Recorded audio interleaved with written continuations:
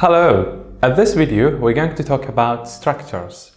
We're mainly going to look at three things: structure naming convention, structure use and object orientation, and finally, structure bitfields. Let's get started. At this tutorial, we are going to use the MPU 6050 library as an example to demonstrate all the structure rules. So we're not going to use the device physically, we're only going to refer to its manual for us to demonstrate some points. So first of all, I'd like to create a header and source file for the MPU 6050 into my project. So for that, I need to go to the project, right click on this, and select new and a new folder. We're going to create a new folder and we're going to call it sensors to store the MPU 6050 header and source file in. I like to create directories for my libraries. I don't like to place them fully into the main directory. This is going to help me later on to navigate, and it'll be very easy to find the files. Imagine that you are working on a project where you have about 50 to 80 or sometimes more than 100 source files in the same project, and it will be very chaotic to place them all in the same directory. So I like to create a new directory for this. This is relatively generic directory and it's called sensors. So if I added another sensor library into my project, I can simply place it under the sensor directory.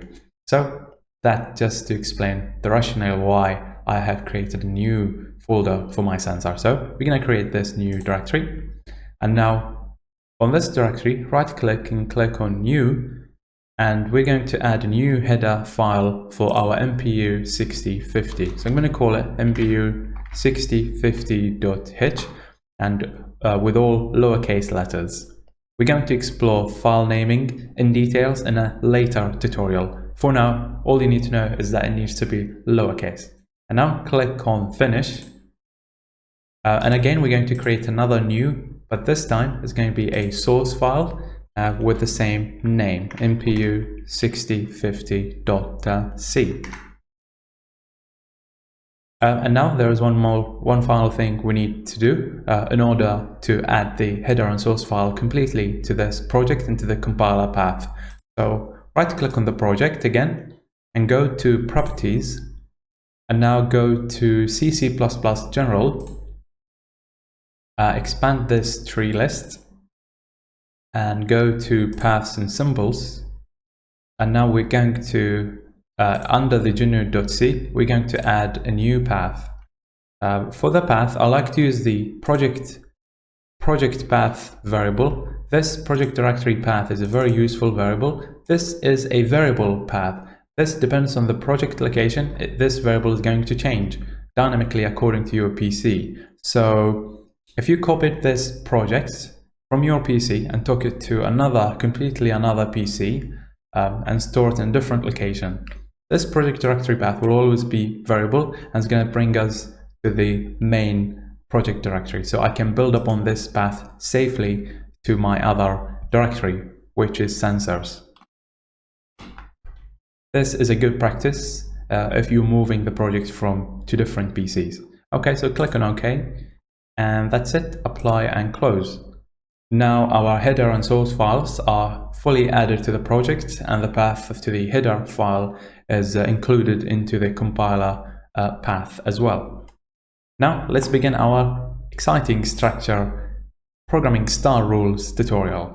The first programming style rule for structure is to always type diff a structure. So if I'm creating a new structure as part of the MPU 6050 header file to hold my accelerometer X, Y, and Z data, and also some validity stuff, I can create it this way. Let me begin by including some standard libraries. So standard integer is an important one. And I'm going to also include the standard Boolean library. Now, for my structure, normally in C programming, we begin by typing struct and then give the struct a name, and then we're going to give it a type as well. However, in embedded C, it's highly recommended, and it's generally a good practice to always type diff your structure. And probably this also span to normal C programming as well. You should always type diff a structure to make it distinct within your project. And what we mean by type diff a structure is to create a new type as part of the structure. So instead of you defining the structure each time as a struct, and then your structure name like student, let's say, and then my student, this is 3 steps definition, and this is not distinct. This is not a distinct structure. You can make it distinct by creating type diff, and the way you make type diff, then it's going to become like any normal variable, like integer, and again you can call it my integer, or a float, and this is going to be my float, or any variable you like.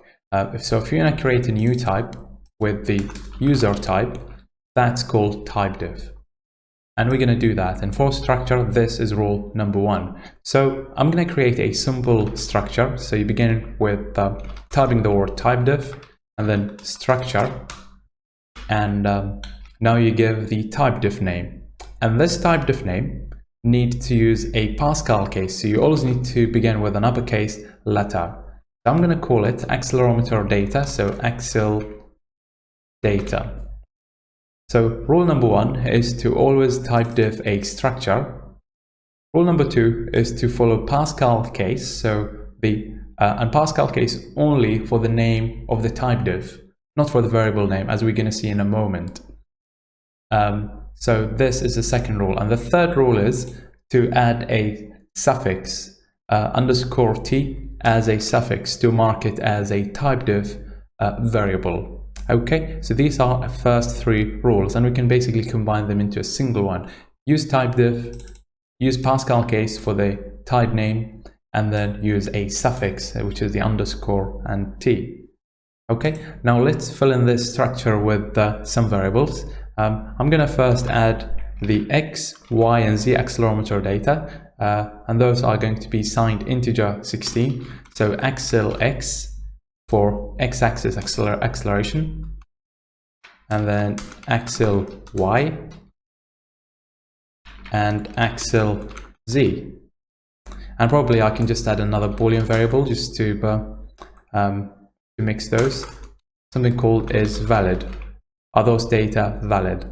And notice how we need to left align the names of the variables within the structure to improve readability. So that's one of the good practices that we already mentioned earlier in an early tutorial, but now here just a little reminder that this is a good practice to follow.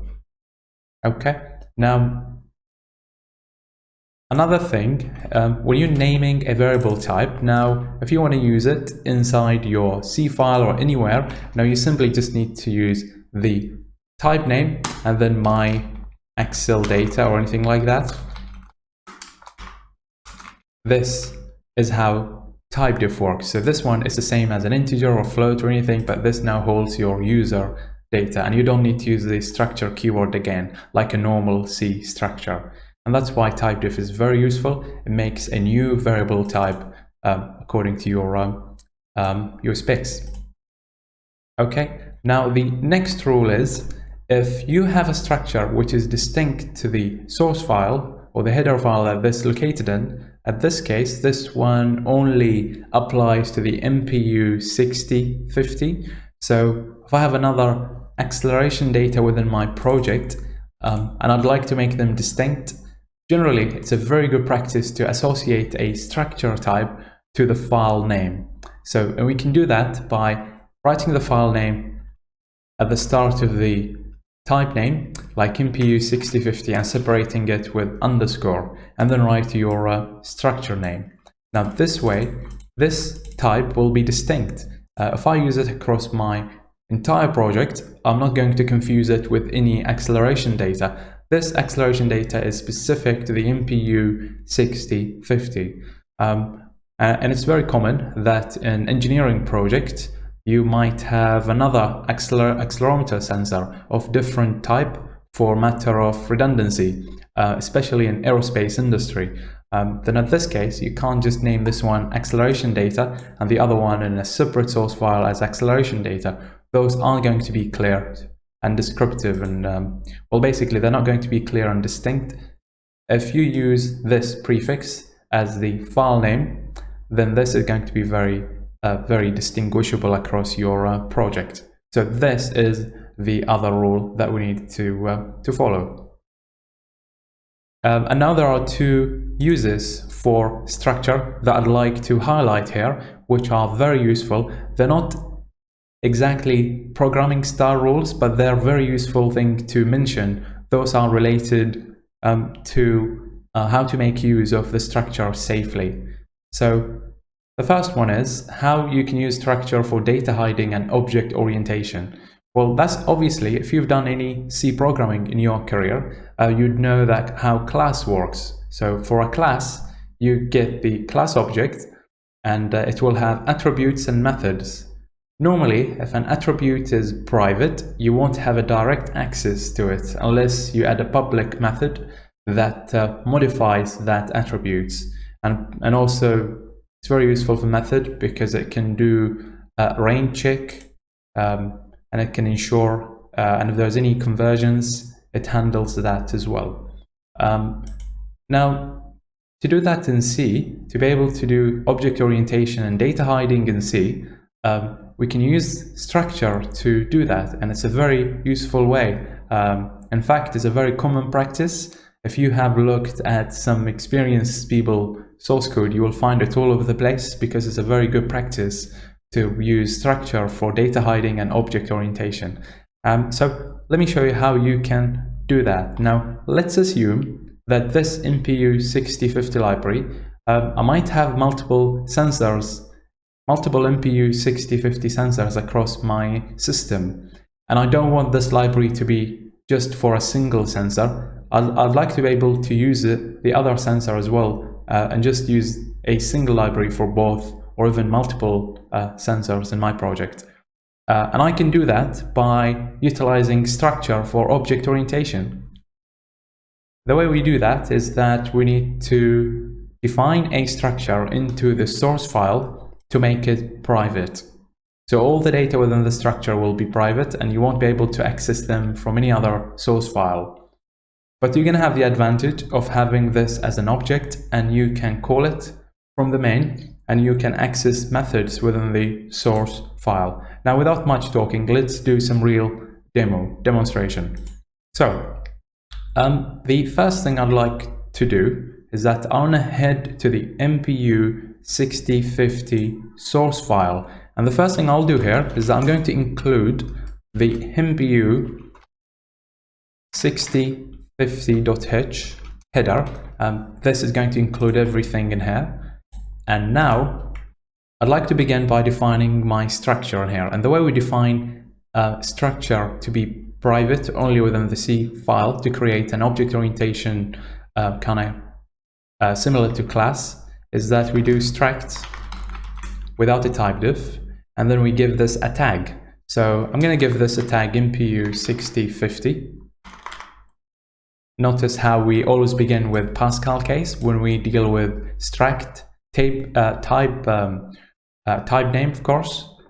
For the variable name, it's still a camel case. You start with a lowercase, but for the type, it needs to be uppercase according to the standard that I follow. Okay. So MPU 6050, and I'm going to call this config, and I'm going to add a tag because that's not a type diff. This is just a tag that we're going to use later on to declare and define a new type diff. Okay, now let's say, because I want to use this sensor fully into my project and I want to have multiplicity, so I would like to use multiple sensors of the same type, then I need to know the slave address of that sensor, so I2C address, and some of the configuration settings like accelerometer full scale and the range of measurement.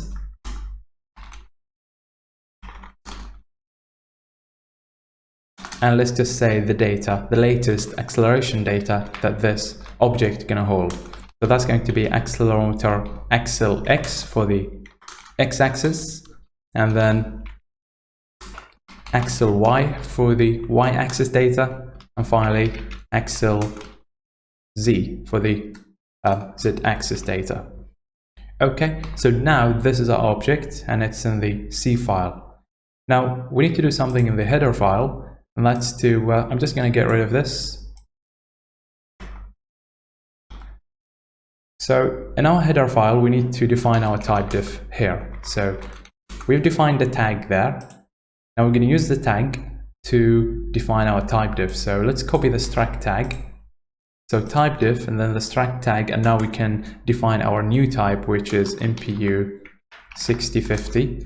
It's the same name, so config, but instead of a tag, I'm now going to add the suffix, which is _t, to mark that this one is now a type diff. And now I can use this one directly, so I can use this one in my function as function parameters.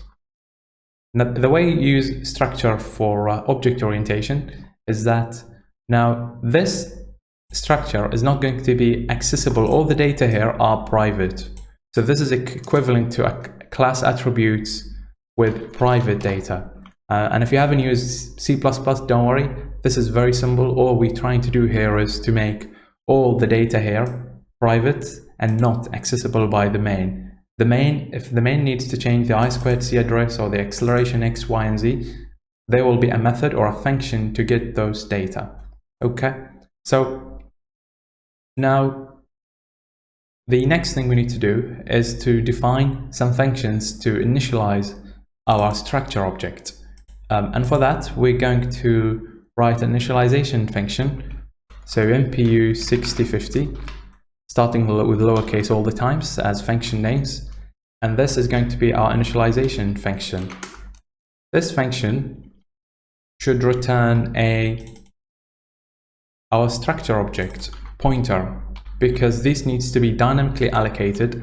Since this one is not accessible by any other source file, you won't be able to tell the size of this one. This needs to be allocated internally, just like how you construct or deconstruct a class in C++. So that's why this one returns a pointer.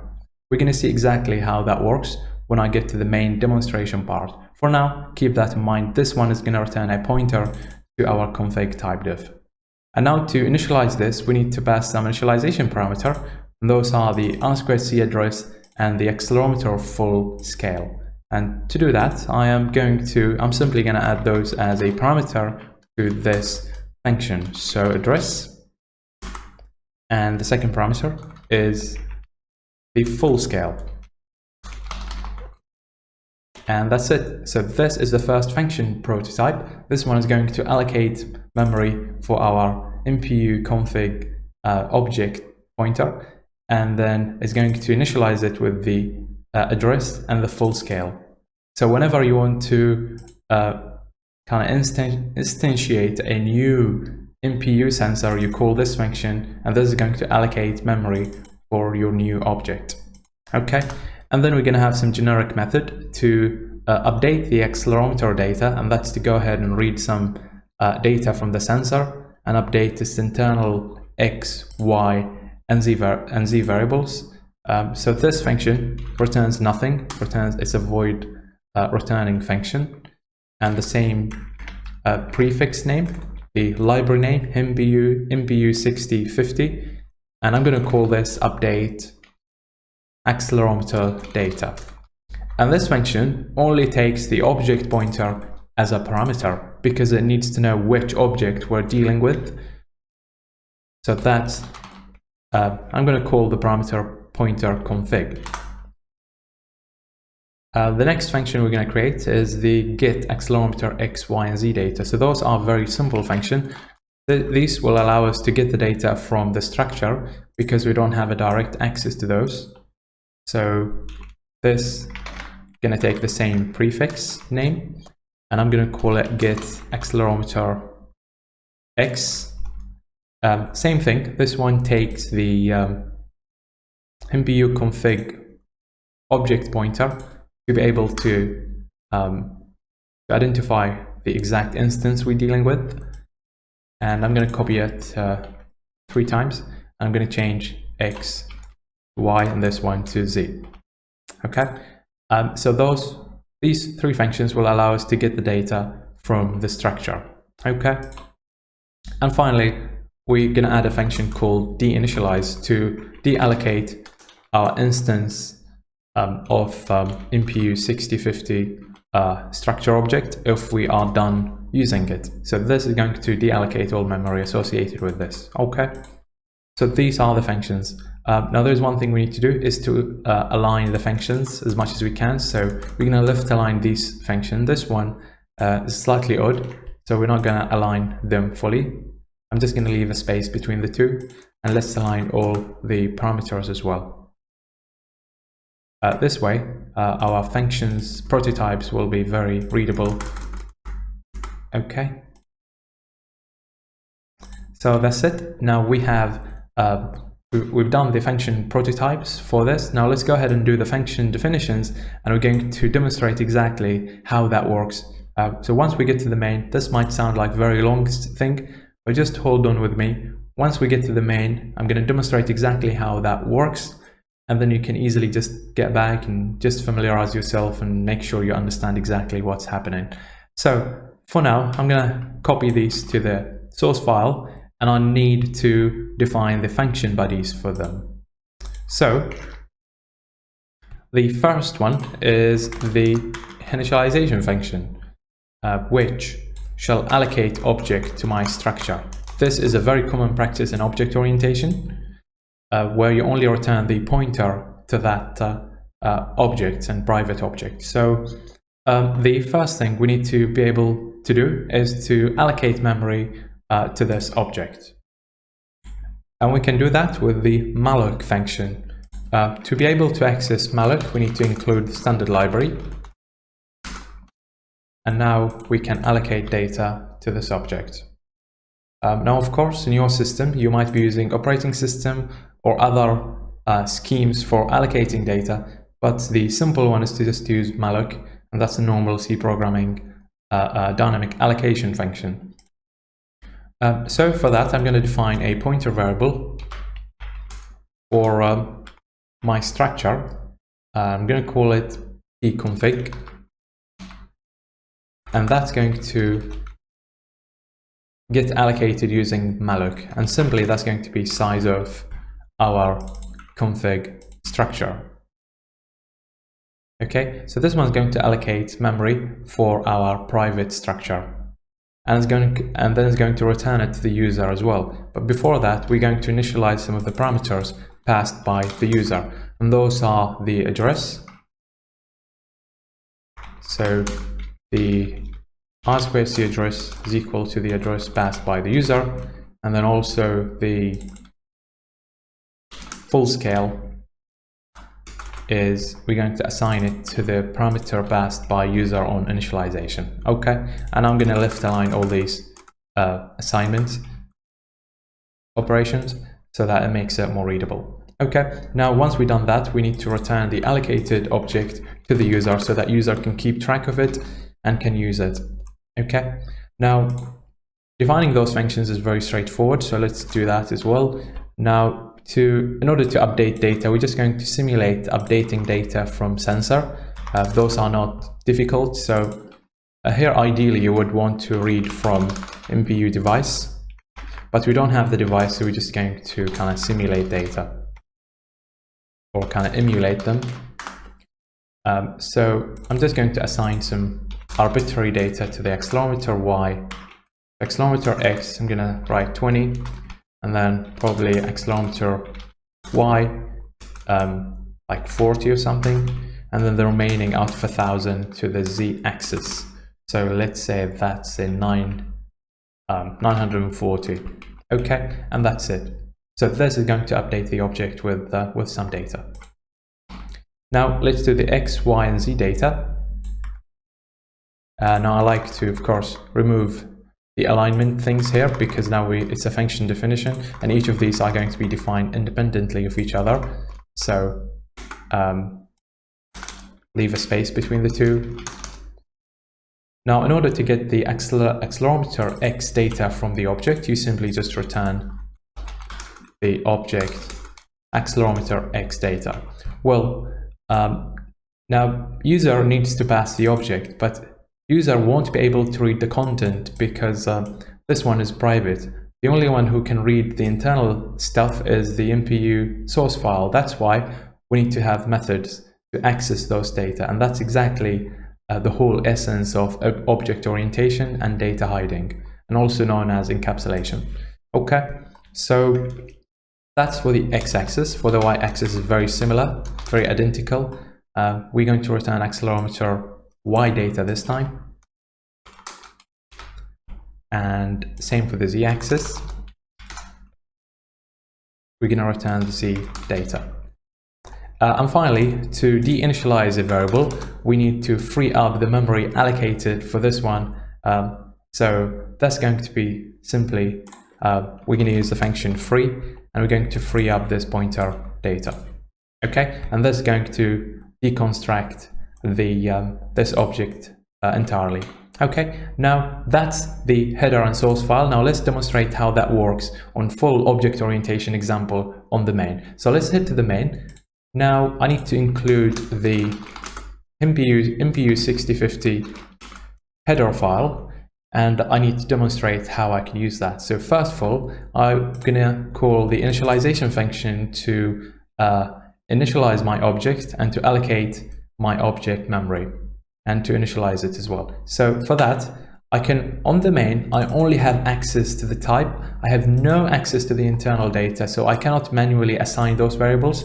All I can do is to just define a pointer only to this object. So that's going to be a pointer, and I'm going to call it accelerometer config, for instance. And I need to call initialization function to assign the pointer location to the allocated memory for that. And now I need to pass two parameters to be added to the object, and those are r2c address and full scale. So let's assume that my device r2c address is 0x14 and the full scale is 4 plus or minus 4g, for instance. This is going to allocate our object. And now let's say I'd like to force updating the internal data. So I need to call update accelerometer data. And so this one needs to take the object pointer. So I need to pass the object pointer for this operation to take place, and we'll be able to update the data. And then I'm going to get my X, Y, and Z data. So in order to get the X, Y, and Z data, I'd have to use those get functions to access the data, because that's object orientation and data encapsulation. If I try to just get the data here, compiler is going to throw an error because that's private data. So I need to use the function to get that. So let's do unsigned integer. I'm going to call this my accel x data. Okay, and I need to call the get accelerometer x data function to be able to do that. And I simply need to pass in the object pointer. Okay, now let's try printf. So I'm going to print something there. I'm going to print, I might as well keep the hello world there. I'm going to print accelerometer x data equal to this value. Okay, I'm going to print a new line as well. Now let's try to build this. Okay, excellent. This built successfully and we haven't got any errors. Now let's try to run this executable. So let's navigate to the project location here and go to the debug folder, and we're going to find an executable file. Let's run this executable. And excellent. So we got accelerometer x data equal to 20. And that's exactly what we have updated into the accelerometer x data. Now let's try to do the accelerometer y data. So I'm going to just copy this real quick, and I'm also going to get the y data and give this variable a name as accelerometer y. And let's print this out as well. Okay, just to have a little bit more fun. So let's build. I think because this one is open, I need to close it first. Okay, excellent. Back onto the executable. And here we go. Now I've printed the X and Y data as well. Now you'll see if I try just to access the object directly, it's not going to allow me because this is private. So if I try just to access the accelerometer Y data directly and try to build, compiler is going to throw an error. This is not allowed because this one is a private data within the structure. Okay, and that's exactly how you do object orientation and data encapsulation using structure. This is extremely useful in real-world applications. Okay, so this is one of the very important uses of structure. Now, finally, there is one more part I'd like to show you in today's video, and that's structure bitfields.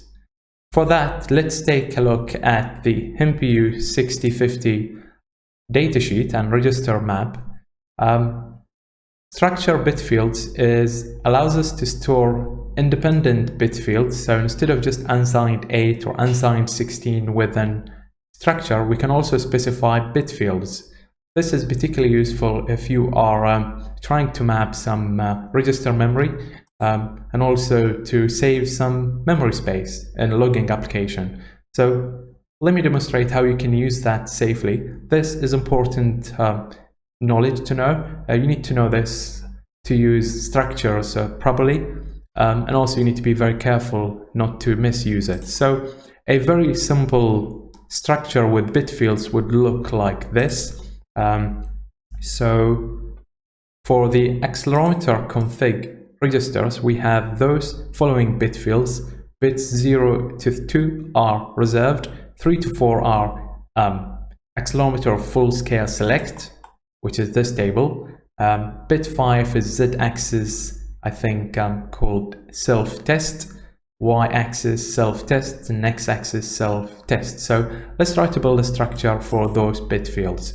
That's going to look something like this. Let's head to the MPU 6050 header file, and I'm going to define a structure.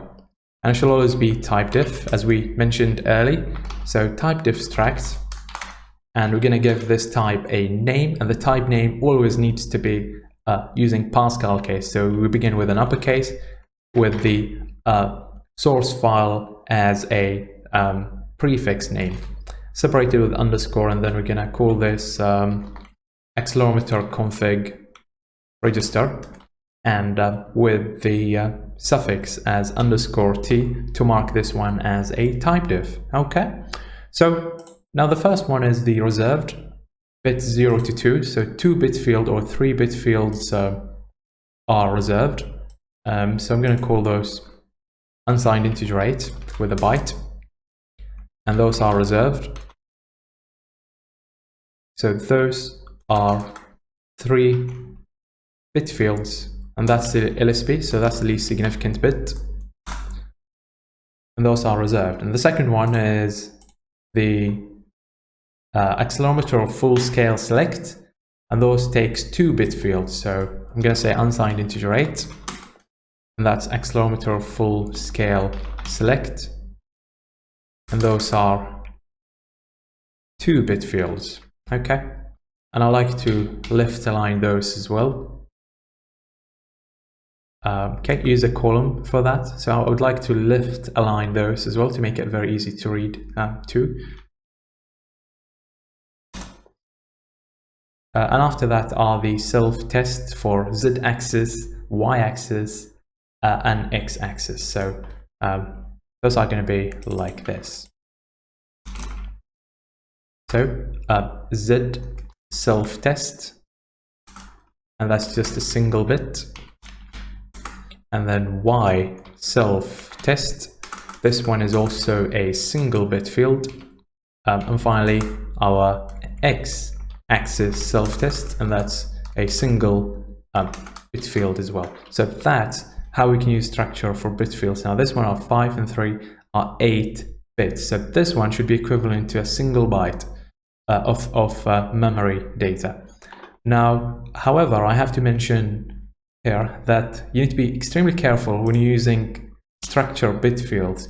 You shouldn't typecast to bytes. So let me show you what I mean. So what I'm going to demonstrate now is something you should not be doing. Okay, And I'm going to explain why that as well. So now, first of all, I've defined this tract. Let's head to the main and do some quick example. So I'm going to copy this type name, and let's try to do something useful with that on the main. Okay, I'm going to keep that here.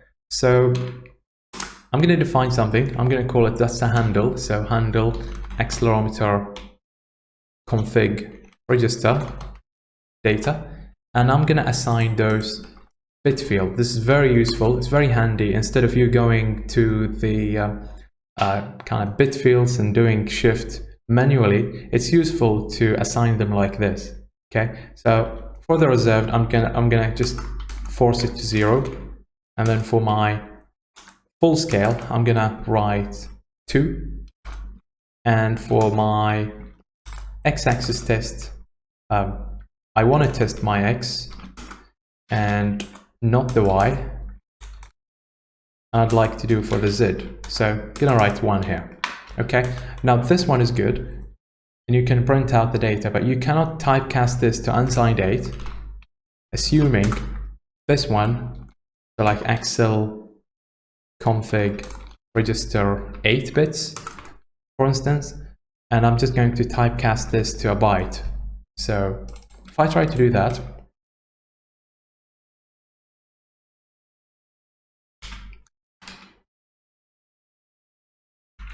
typecast this pointer to a byte pointer and then take the content data as a byte, you'd assume you're going to get exactly like this. Well, you might do that. You might actually successfully get that. So if I print the content of that, let's see what we get. And I really just want to bear with me a few minutes. I would like to demonstrate something really useful and very important not to fall into this. And that's the whole point of the programming kind of standards and style tutorial series. So I'm going to print the content of this as a hex. So, and I'm going to print it in a new line. And I'd like to print this config data as a byte. Okay. Now let me build. All right, excellent. We haven't got any errors. Now let me run this one. Okay, so, oh, sorry, got a problem, I think. Yep, that's because I did not put the percentage sign. Now let's try again. Here we go. So now the content are 0xb0. Let's have a look and see if that's correct. So 0xb0, it's equivalent to 1011 in hex, in binary, and then followed by 4 zeros. Let's see if that's the case. The first 4 are zeros, and that's probably correct because those are reserved, and the full scale is equal to 2, so 0, 1. So the first 4 bits are 0, that's correct. Bit 4 is 1, so that's correct. The Z self-test bit 5 is, we set that to 1, so that's 1 as well, correct. And then the Y is 0, that's correct, and the X is 1. So this is correct, because we're just kind of lucky. Now, not all compilers behave this way. If you run this with a different compiler, you can possibly get different results. So never rely on this on typecasting. This is a very bad practice. Never do this thing here. Okay, so what you should rather do is you can look at those bit fields manually and then write them yourself to the register. So you can look at this and write it to the register using the bit masking operation to set a bit field and reset a bit field. So bit masking is completely another topic, but that's very easy. So let me demonstrate how I can do this safely, in fact. So to do this very safely, I am going to define this variable, which is accelerometer configuration register 8, but I'm not going to do typecasting. So I'm going to get rid of this. I will initialize it to 0. And now I'm going to do bit masking. So I'm going to set all these bit fields. So for the reserved, this one is or equal. and I'll take the reserved data here, and those are only three bit fields, 0x07, and I would like to shift them by 0 because that starts with bit number 0. So this is going to set the reserved data, and now let's set the full scale. So or equal is a kind of bit masking to set a certain bit field, and I'd like to set the accelerometer full scale select here. Okay, so those one are only two bit fields, so 0x03 for that, and I'd like to shift them by whatever their starting bit is, and that's bit 3. Okay, so I'm going to shift those by 3. Well, you might argue I didn't save myself lots of effort by doing this, but it does. It helps to assign the value using struct, and then you can have a method that has this particular bit masking code to get the data from the library and then write them to the device, to the hardware. Okay? But if you use this one, the other one, assuming it will save you time, it's a very risky one, and you don't want to use it. And people have got into trouble by doing that before. That's why it is in the standards book. Okay, so the next one is the z-axis. I think the z-axis self-test. I hope you got the idea. So I'm going to do that regardless. So this one is only a single bit, so 0x01, and I'd like to shift it by 5, I believe. Okay. Yep, so that's 5, and the other one's 6 and 7.